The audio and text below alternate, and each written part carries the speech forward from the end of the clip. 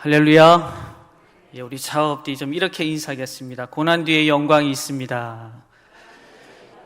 십자가 후에 부활이 있습니다. 믿으시면 아멘. 네.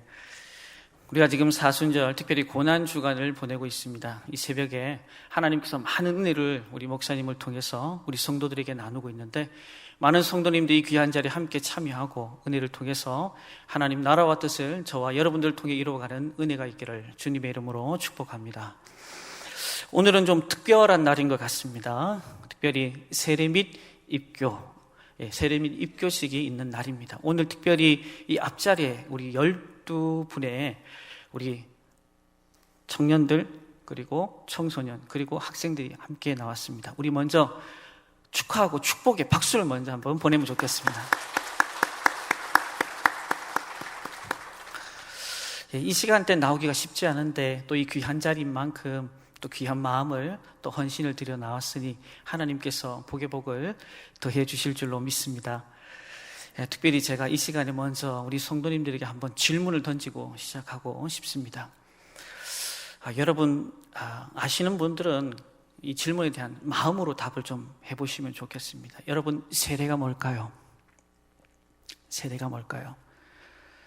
오늘 세례와 입교식 받는 우리 지체들이 있고 또 이미 세례를 받은 우리 성도님들이 다 계십니다. 이 질문을 하게 되면 우리가 곰곰이 좀 생각해져야 할 것들이 많이 생기는 겁니다.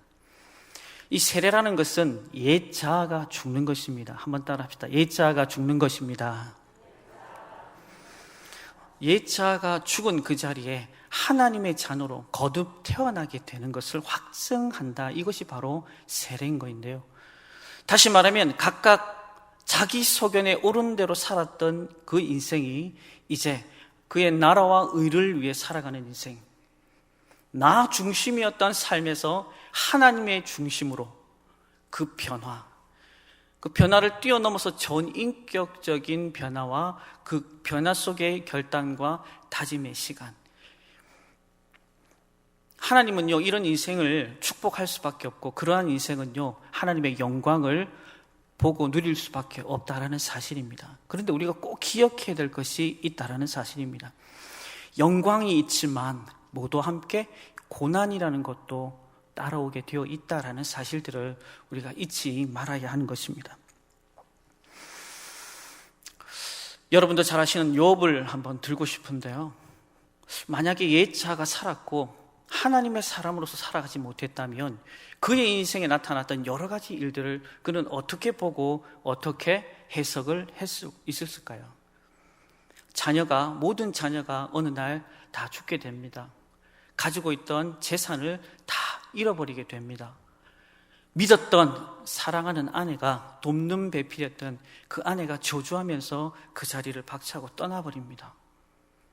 머리부터 발끝까지 온몸에 악창으로 더 이상 살 소망을 가지지 못했을 그때 옛 자아가 살아있었다면 그런 모든 것들을 이뤄가는 하나님을 향해 그는 원망과 불평을 투척했을 겁니다.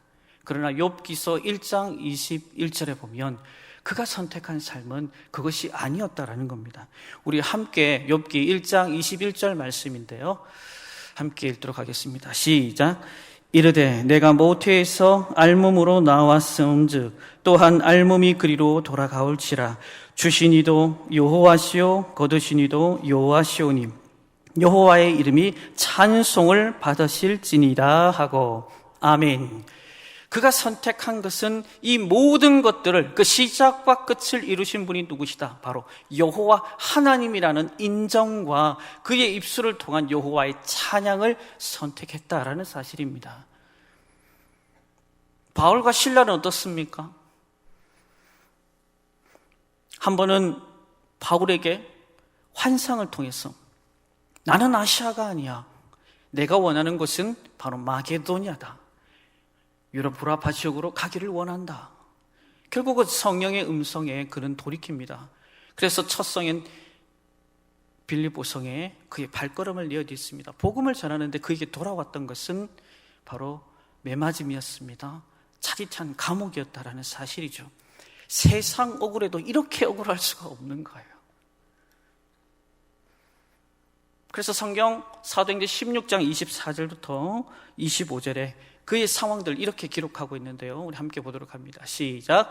그가 이러한 명령을 받아 그들을 깊은 옥에 가두고 그 발을 차고에 든든히 채웠더니 한밤중에 바울과 실라가 기도하고 하나님을 찬송하며 죄수들이 듣더라. 아멘. 여러분, 욥을 보십시오. 그리고 바울과 실라를 보십시오.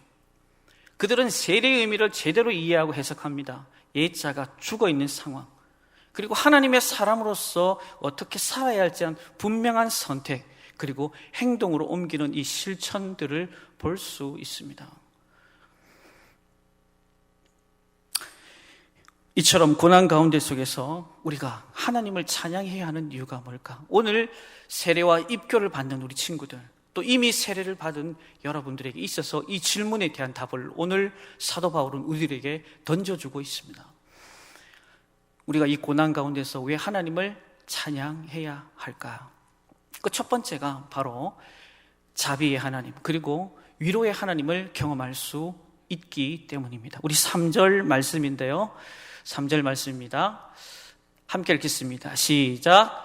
찬송하리로다. 그는 우리 주 예수 그리스도의 하나님이시요 자비의 아버지시요 모든 위로의 하나님이시며. 아멘.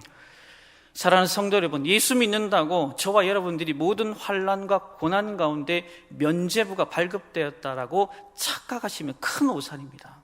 우리 세례받는 입교한 우리 친구들도 마찬가지예요. 우리 예수님께서도 요한복음 16장 33절에 세상에서 너희가 환난을 당하나, 무슨 얘기입니까? 예수 믿는 사람들은 한 사람도 예외 없이 그 환난과 고난은 우리들의 몫이다라고 얘기를 합니다. 오늘 본문의 고린도 후서는 이 사도 바울이 사도직을 변호하면서 눈물로 쓴 편지입니다. 여기에 보시면 많은 대적자들이 등장을 하는데 이 대적자들은 근거 없는 비난, 그리고 인신공격을 퍼부어댑니다. 사도 바울이 복음을 위해서 그의 인생을 드렸습니다. 칭찬 못할 망정 끊임없이 정신적인 고난 속에, 고통 속에 밀어넣습니다. 그뿐이겠습니까? 심적인 고난도, 육적인 고난도, 많은 고난도 당했다라는 거죠. 오늘 보면 8절, 9절에서는 뭐라고 고백을 합니까? 우리 함께 보도록 하겠습니다. 시작. 형제들아, 우리가 아시아에서 당한 환난을 너희가 모르기를 원하지 아니하노니 힘에 겹도록 심한 고난을 당하여 살 소망까지 끊어지고 우리는 우리 자신이 사형 선고를 받은 줄 알았. 이는 우리로 자기를 의지하지 말고 오직 죽은 자를 다시 살리시는 하나님만 의지하게 하심이라. 아멘. 예수를 믿는 성도나 믿지 않는 사람들에게서 공이 함께 공유가 되어지는 건 뭐냐? 바로 이 환난과 고난은 벗어날 수 없다라는 겁니다. 그렇다면 세상 사람들과 믿음의 사람들의 차이가 뭘까요? 고난당할 때, 환난당할 때 우리는 결코 혼자가 아니다라는 사실을 여러분 믿으시길 주님의 이름으로 축원합니다. 도우시는 하나님, 에벤네셀의 그 하나님이 저와 여러분이 믿는 좋으신 하나님인 줄로 믿습니다. 독일의 아우슈비츠 수용소가 있습니다. 수많은 유대인들이 학살된 현장이죠. 전쟁이 끝나고 연합군이 그 공간을 확인하게 됩니다. 한 병사가 후미진 곳에 아주 작게 글자가 써 있는 것을 보게 됩니다. 거기 보니까 찬송가 304장에 가사가 적혀 있었습니다. 그 크신 하나님의 사랑 말로 다 형용할 수 없다. 하늘을 두루마리 삼고 바다를 먹물 삼아도 그분의 사랑을 찬양하지 않을 수가 없다라는 그 찬양의 가사, 그 길귀가 그 후미진 곳에 있는 것을 보게 됩니다. 지금 당장 죽어야 하는데, 가스실로 들어가야 하는데 그들은 이미 그곳에서 살아계신 하나님을 찬양하고 있었습니다. 그리고 그 아랫단에 이렇게 써 있었습니다. 하나님, 지금 여기 계십니다. 사랑하는 여러분, 우리가 사망의 음침한 골짜기를 지날 때에도, 메마른 땅을 지날 때에도, 큰 풍랑이 저와 여러분을 덮칠 때도 두려워하지 말아야 할 이유가 뭘까? 거기는 바로 저와 여러분을 위로해 주시는 하나님께서 동행해 주시기 때문인 줄로 믿습니다. 우리가 읽진 않았지만 1절부터 11절의 말씀을 보시면 동일하여 반복해서 사도 바울이 쓰는 단어가 있습니다. 그 단어는 바로 환난이라는 단어입니다. 4번. 그리고 고난이라는 단어가 나옵니다. 4번. 그런데 이 환난과 고난을 뛰어넘는 단어가 나옵니다. 그것이 바로 위로입니다. 총 10번이 나옵니다. 이 무슨 얘기일까요? 이 환난과 고난이라는 단어를 압도하는 이 위로하는 단어. 우리의 고난이 크지만 하나님의 위로는 더 크다. 믿으시면 아멘. 우리의 실패는 많지만 우리를 회복시키시는 하나님의 승리의 노래는 더 엄청나다. 할렐루야. 사랑하는 성도 여러분, 혹시나 불같은 시험 가운데 저와 여러분이 노출되어 있습니까? 그럼에도 불구하고 하나님을 찬양하시기를 주님의 이름으로 축원합니다. 위로의 하나님, 사랑의 하나님께서 여러분의 흐르는 그 눈물을 닦아주실 줄로 믿습니다. 고난 가운데 처해 있습니까? 그래도 하나님을 찬양하십시오. 우리 3절 말씀처럼 모든 위로의 하나님이 저와 여러분들을 고아와 과부처럼 그냥 내팽개치지 않는다. 오늘도 불꽃 같은 눈동자 지키시고 저와 여러분이 있어야 할 것, 또 필요한 것들을 채워가시는 그 하나님, 또 상처난 그 부위를 만져주시는 그 놀라우신 사랑과 위로의 하나님이 저와 여러분의 하나님이 된 줄로 믿습니다. 여러분, 두 번째로 우리가 왜 고난 중에서도 하나님을 찬양해야 할까요? 우리가 위로를 경험했으니 하나님께서는 우리에게 원하는 것이 있습니다. 또 다른 누군가를 위로해야 된다. 오늘 사도 바울은 고린도 교회 성도들에게 그 얘기를 하고 싶은 겁니다. 고난 속에서 하나님을 찬양하는 이유는 첫 번째, 너희들이 그 위로의 하나님을 만나게 될 것이고, 두 번째는 그 위로의 하나님을 만난 너희들이 또 다른 누군가에게 진정한 위로자로 살아가기를 원한다라는 것이 오늘 사도 바울을 통해서 고린도 교회를 또 저와 여러분들에게, 오늘 믿음의 백성들에게, 세례와 입교를 하는 저와 여러분들에게 주시는 메시지입니다. 오늘 4절 5절 말씀인데요, 우리 함께 읽도록 하겠습니다. 시작. 우리의 모든 환난 중에서 우리를 위로하사 우리로 하여금 하나님께 받은 위로로서 모든 환난 중에 있는 자들을 능히 위로하게 하시는 이시로다. 그리스도의 고난이 우리에게 넘치는 것 같이 우리가 받는 위로도 그리스도로 말미암아 넘치는도다. 아멘. 무슨 말씀입니까? 사도 바울은 지금 고린도 교회 성도들에게 무엇을 이야기하고 싶은 거죠?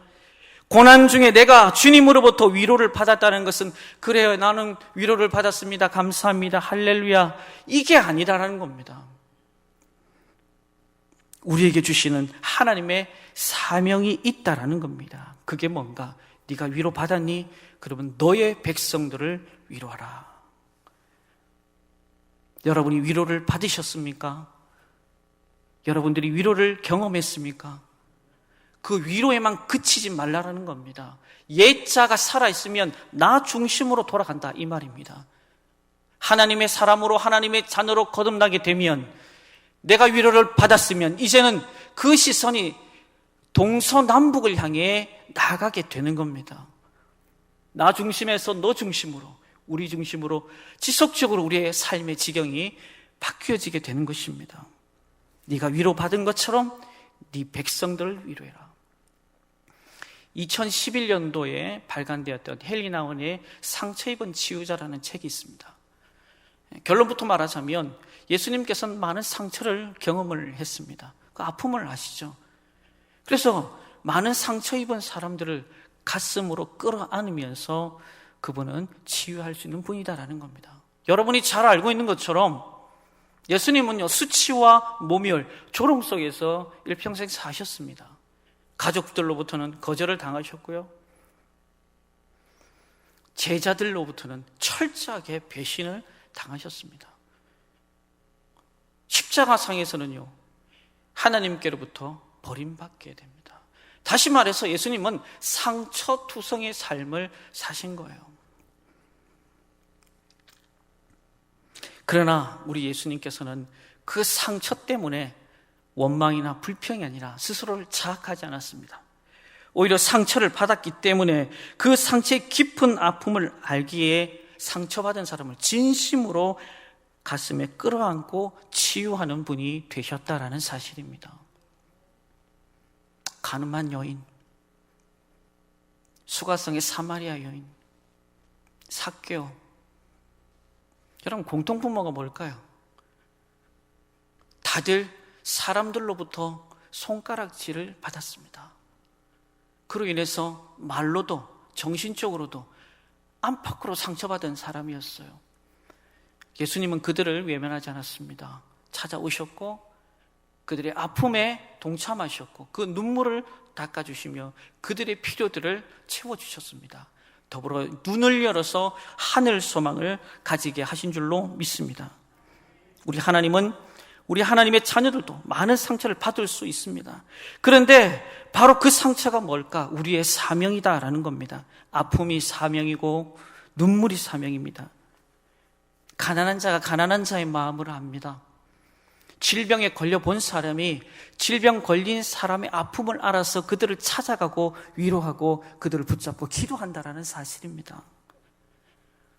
사업을 통해 실패한 사람이 또 실패한 자들의 마음을 알죠.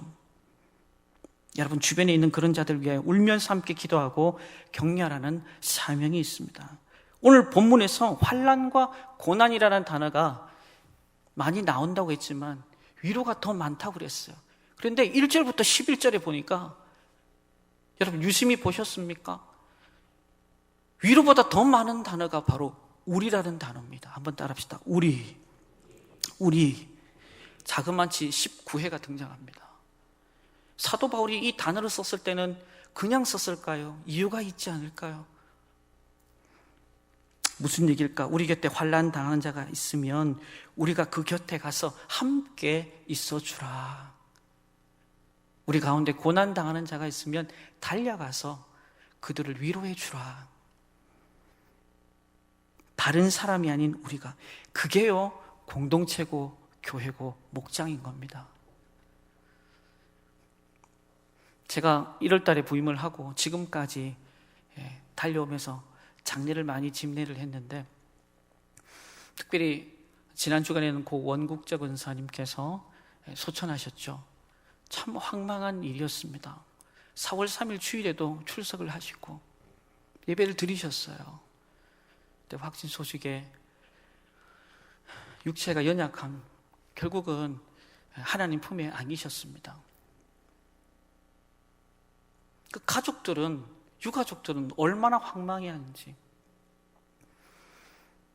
그 소식이 온 교우들에게 들려지게 되었고, 내 일처럼, 누구 일처럼요? 내 일처럼 여기시면서 그 입관 예배 그 자리에 우리 담임 목사님께서 집례를 하셨는데 가득히 찼어요. 예배가 끝났습니다. 저는 유심히 봤어요. 한 분 한 분을. 다른 말이 필요 없어요. 목례 한번 하고, 또 어떤 분들은, 친분 있는 분들은 그냥 우리 정권사님을 콕 껴안는데 눈에 눈물이 주르르 멈추지 않는데 제 안에 드는 마음은 평안함이었습니다. 아, 저거구나. 다른 것이 아니었어요. 말이 필요 없고 그냥 안아주기만 했는데 우리 정권사님이나 그 유가족들이 크게 위로받는 것을 제가 똑똑히 볼 수가 있었습니다. 여러분, 고난받는 자와 함께하는 마음이 누구의 마음일까? 바로 그리스도의 마음입니다. 오늘 세례 입교 받는 우리 친구들 잘 기억해야 됩니다. 세례 받는 건 하나님의 영광에 동참하는 자리이기도 하지만, 세례 받는 건, 입교하는 건 이 고난에도 동참하는 거예요. 다른 사람들은 이 영광을 사모하지만 고난은요, 나에게 오지 말고 너에게 가거라, 이렇게 얘기를 한다는 거예요. 여러분, 세례가 그렇게 만만치 않습니다. 입교해서 그렇게 살겠습니까? 네, 대답하는 것이요 만만치 않습니다. 근데 우리는요 어느샌가 그걸 잊어버리고 산다, 이 말입니다. 예자를 죽여야 한다. 우리 모두가 세례 문답 질문에 예, 나는 죽습니다. 그리고 내 안에 주님이 주인이 되십니다 라고 그렇게 다짐하고 결단했는데, 돌아서고 세월이 지나니 이미 그거는 하나의 형식에 지나치지 않아져 버린 우리들의 모습. 사도 바울은 고린도 교회 성도들에게 자꾸 말하고 싶은 거예요. 그 의미를 기억해라. 한 방에 철없는 아이들이 풍선을 하나씩 불어서 가지고 빨간색 풍선, 노란색 풍선, 파란색 풍선, 흰색 풍선 막 불기 시작해요. 내 풍선 이쁘지? 여기저기 자랑하기 시작합니다. 공도 차면서 막 재밌게 놀아요. 저마다 자기 풍선을 소중하게 간직하며 놉니다. 근데 그만 하나의 풍선이 뻥! 하고 터져버려요. 그 빨간색 풍선을 가지고 있던 친구의 얼굴이 상기되어집니다. 눈이 충혈이 되면서 막 눈물이 막 글썽글썽 거리는 거예요. 그 모습을 보고 있던 옆에 노란색 풍선을 가진 친구가 그걸 보더니 갑자기 풍선을 뻥 찔러 터뜨려 버려요. 세 번째 파란색 풍선을 가진 친구가 이 시간은 지금 풍선 터뜨리는 시간이구나. 또 딱 터뜨려 버려요. 마지막 흰 풍선 가진 친구가 풍선 안 터뜨리면 분위기가 왕따 될 것 같아. 터뜨려요. 그래가지고 울려고 울먹울먹 하던 이 아이가 갑자기 그걸 보면서 깔깔깔깔깔 웃기 시작하는 거예요. 주변에 있던 애들이 또 다 같이 막 깔깔깔깔깔 웃는 거예요. 울려고 했던 전체 분위기가 친구들을 바라면서 네 풍선 내 풍선 할 것 없이 터뜨려가면서 그 울려고 했던 분위기를 환한 웃음의 자리로 바꿨다라는 거예요. 우리 주변에 울음을 터뜨리려고 하는 사람들, 목 놓아 울려고 하는 사람들, 여러분 제발 부탁드립니다. 외면하지 마시기를 바랍니다. 우리 세례 입교받는 친구들, 그런 친구들이 학급에 많아요. 학원에도. 제발 여러분은 그런 왕따하는 친구들 되지 마시기를 주님의 이름으로 축복합니다. 축복합니다. 함께 내풍선 터뜨리며 함께 고난에 동참할 때 그곳에 눈물이 변하여 기쁨이, 또 슬픔이 변하여 찬송이 차고 넘치게 되는 줄로 믿습니다. 사랑하는 성도 여러분, 내 아픔이, 내 눈물이 바로 또 다른 사람을 위로하라는 성령의 음성이며 사명인 것이죠. 그래서 상처 입은 치유자로 서로 위로할 때 나의 찬송이 너의 찬송이 되고, 나의 기쁨이 너의 기쁨이 되고, 나의 위로가 너의 위로가 되고, 나의 소망이 너의 소망이 된다라는 사실을 오늘 사도 바울은 고린도 교회에게 다시 한 번 더 회복을 바라보면서 말씀을 하는 거예요. 말씀을 정리합니다. 여러분, 세례가 뭘까요? 예차가 죽는 겁니다. 이제 나는 죽는 거예요. 나는 없는 거예요. 내 안에 누가 주님이 주인 되어지는 시간입니다. 그런 사람은 고난을 볼 때도 주님의 시각으로 보고 주님의 시선으로 해석을 한다 이 말입니다. 그래서 고난 가운데도 찬송을 하는 거예요. 우리 경주중앙교회 성도 여러분, 저와 여러분들이 이 고난 가운데서도 하나님을 찬송하는 저와 여러분 되길 주님의 이름으로 축원합니다. 오늘 세례 입교 받는 친구들도 명심해 들으십시오. 나는 아직 어리니까, 그냥 오라고 했으니까, 앉으라고 하니까 아닙니다. 이제 이후로는 여러분 안에도 나는 죽는다. 따라합시다. 나는 죽고, 우리 아이들만 나는 죽고 주님이 사는, 주님이 주인 되는, 그렇죠. 그 아이들이 우리 경주중앙교회 보아스와 야긴과 같은 기둥이 될 때에 더 이상 세상은요, 이 아이들을 엄습하지 못합니다. 한 길로 왔다가 사단마귀가 7길로 떠나게 되는 능력 있는, 믿음 있는 진짜 세례가 무엇인지, 입교가 무엇인지 그 삶을 살아내는 이 아이들이 될 줄로 믿습니다. 우리 경주중앙교회 내일이고, 경주의 내일이고, 대한민국의 내일이고, 열방의 내일이 되는 아이들이 바로 이 아이들입니다. 그래서 우리는 더 많이 기도해야 되고, 세례자로, 입교자로 제대로 살아갈 수 있도록 끊임없이 중보하여서 하나님께서 이들을 통한 크고 놀라운 계획들을 매 시간, 매 순간마다 이루어간 것을 보고 하나님께 영광 올려드리는 저와 여러분들에게 주님의 이름으로 축원합니다.